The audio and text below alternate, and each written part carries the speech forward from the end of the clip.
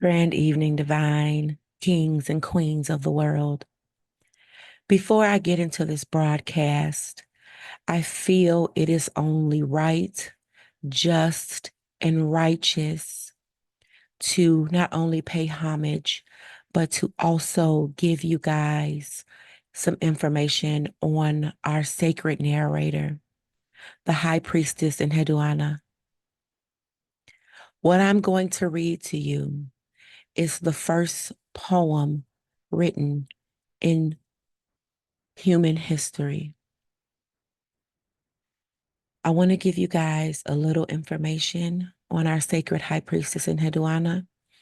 She was born in 2285 BCE. Enheduanna was the first poet and author in history. She created the framework for poetry and the Book of Psalms, which practitioners and religious figures alike still use and practice with to this day. That is literally her energy that you are channeling when you are praying with Psalm scripture and working with Psalm scripture. She was the daughter of Sargon, king of Akkad, also known as Sargon the Great. He rose to power in the court of Kish, a Sumerian city, after becoming its king and conquering the neighboring Urk and Ur, eventually ruling a multi-ethnic empire covering nearly all of Mesopotamia. Enheduanna played a vital role in solidifying the legitimacy of Sargon's rule by becoming the high priestess of the temple of Inanna, the Sumerian moon god and guardian of the city. Sargon began the process of equating Nana's daughter, Annunna, with the Akkadian Ishtar. As part of the consolidation of the Sumerian cities into the newly found Akkadian Empire, one usurper managed to conquer the city of Ur and removed Enheduanna from the temple and sent her into exile. After Naram put down the revolt and restored Enheduanna to her position, she composed this poem in praise of Inanna, Nana's daughter, the goddess of love, fertility, and war. This poem is about our Holy Mother, our ancient mother, who supersedes time, space, and anything we can fathom with our 3 or higher D consciousness. This poem supersedes religion, and because it's channeled, I do believe that it supersedes time as well. May I introduce to you the exaltation of Innana, Lady of all the means, resplendent light, righteous woman clothed in radiance, beloved of heaven and earth, heraldul of An, you of all the great ornaments, enamored of the appropriate tiara, suitable for the high priestesshood, whose hand has attained all the 7 me's. Oh, my lady, you are the guardian of all the great me's. You have picked up the me's. You have clasped the me's to your breast. Like a dragon, you have deposited venom upon the land. When you roar at the earth like thunder, no vegetation can stand up to you. A flood descended from its mountain. O foremost one, you are the Annunna of heaven and earth, raining the fan fire down upon the nation. Endowed with me's by An, lady mounted on a beast, who make decisions at the holy command of An. You of all the great rights, who can fathom what is yours? Devastatrix of the lands, you are lent wings by the storm. Beloved of Enlil, you fly about in the nation. You are at the service of the decrees of An, Oh, my lady, at the sound of you, the lands bow down. When mankind comes before you in fear and trembling at your tempestuous radiance, they receive from you their just deserts. Offering a song of lamentation, they weep before you. They walk toward you along the path of the house of the great size. In the van of battle, everything is struck down by you. Oh, my lady, propelled on your own wings, you peck away at the land. In the guise of a charming storm, you charge. With a roaring storm, you roar. With thunder, you continually thunder. Your feet are filled with restlessness. At the accompaniment of the harp of sighs, you give vent to a dirge. Oh, my lady, the Anunna, the great gods, fluttering like bats, fly off from before you to the clefts. They who dare not walk in your terrible glance, who dare not proceed before your terrible countenance, who can temper your raging heart? Your malevolent heart is beyond tempering. Lady who soothes the reins, lady who gladdens the heart, whose rage is not tempered, O eldest daughter of Sun, lady supreme over the land, who has ever denied you homage? In the mountain where homage is withheld from you, vegetation is accursed. Its grand entrance you have reduced to ashes. Blood rises in its rivers for you. Its people have not to drink. It leads its army captive before you of its own accord. It disbands its regiments before you of its own accord. And its able-bodied young men parade before you of the own accord. A tempest has filled the dancing of its city. It drives its young adults before you as captives. Over the city which has not declared, the land is yours, which has not declared, it's your father's, your begettors. You have spoken your holy command, have verily turned it back from your path. Its woman no longer speaks of love with her husband. At night, there is no longer intercourse. She no longer reveals to him her innermost treasures. Impetuous wild cow, great daughter of Sun, lady supreme over An, who has ever denied you homage? You of the appropriate Mies, great queen of queens, issued from the holy womb, supreme over the mother who bore you. Omniscient sage, lady of all of the lands, sustenance of the multitudes, I have verily recited your sacred song. True goddess, fit for the Mies, it is exalting to acclaim you. Merciful one, brilliantly righteous woman, I have verily recited your Mies for you.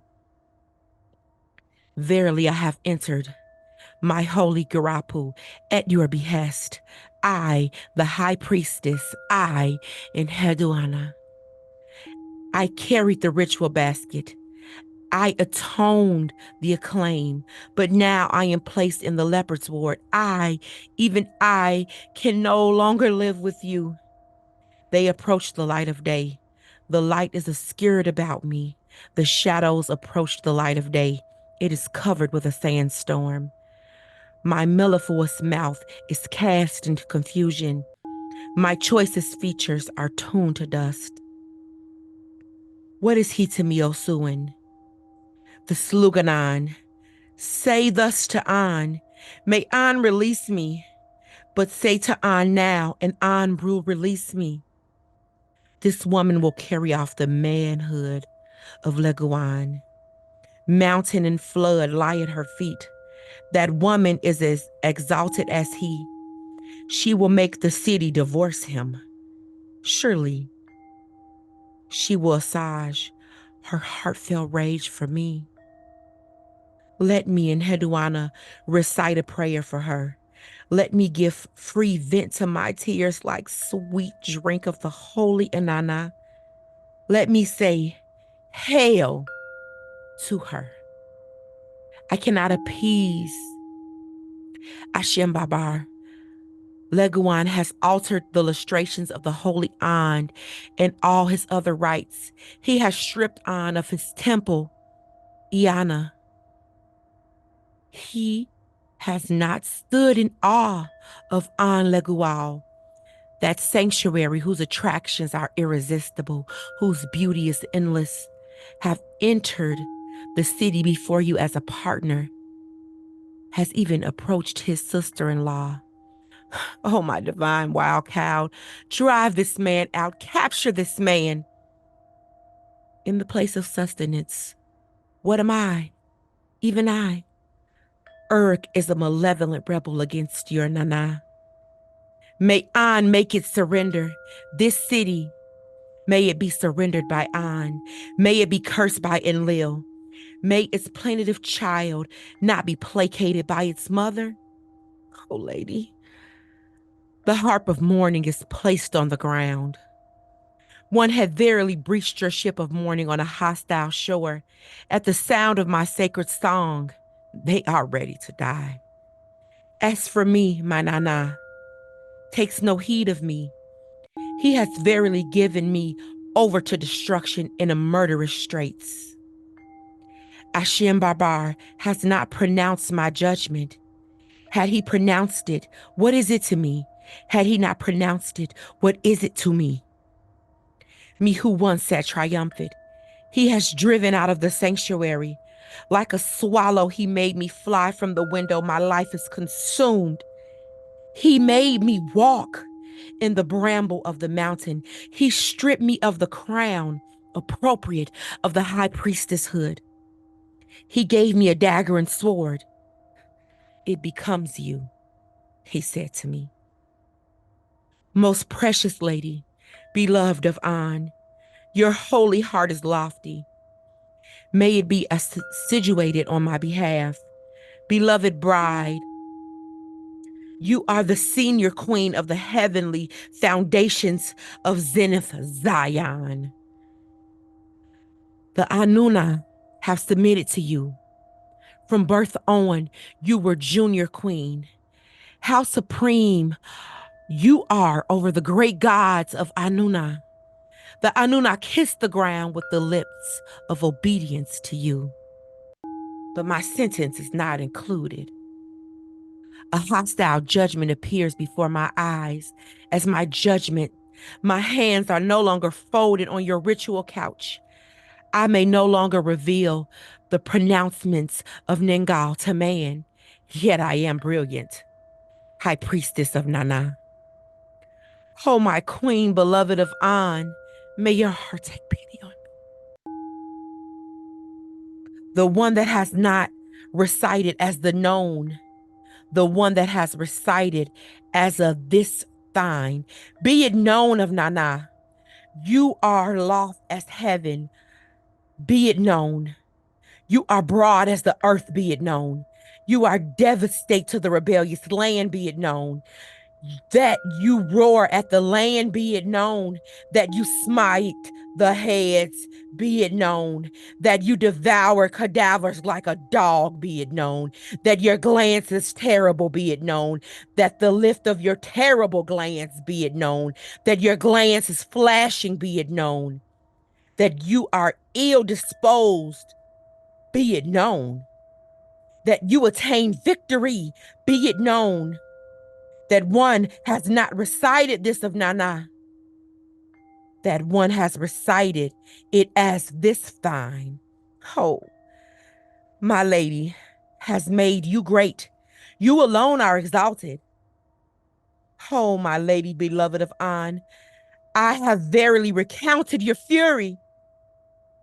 Once has heaped up the coals of the censer, prepared the lustration.